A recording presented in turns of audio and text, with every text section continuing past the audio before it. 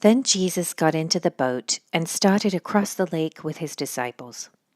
Suddenly a fierce storm struck the lake, with waves breaking into the boat. But Jesus was sleeping. The disciples went and woke him up, shouting, "Lord, save us, we're going to drown." Jesus responded, "Why are you afraid? You have so little faith."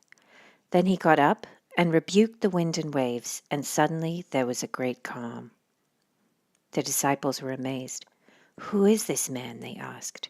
"Even the winds and waves obey him."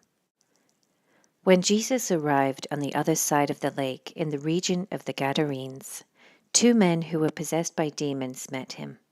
They lived in a cemetery and were so violent that no one could go through that area. They began screaming at him, "Why are you interfering with us, Son of God? Have you come here to torture us before God's appointed time?" There happened to be a large herd of pigs feeding in the distance. So the demons begged, "If you cast us out, send us into that herd of pigs." "All right, go," Jesus commanded them. So the demons came out of the men and entered the pigs, and the whole herd plunged down the steep hillside into the lake and drowned in the water.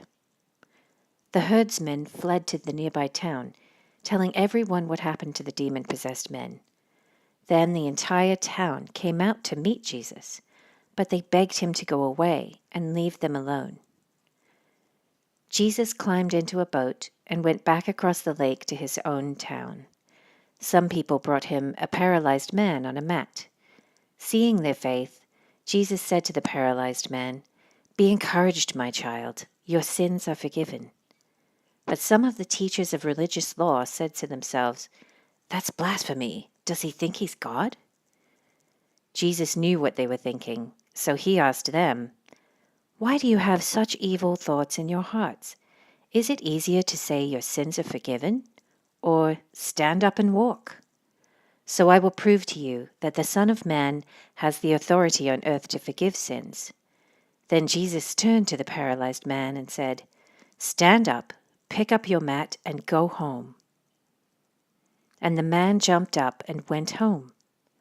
Fear swept through the crowd as they saw this happen, and they praised God for sending a man with such great authority.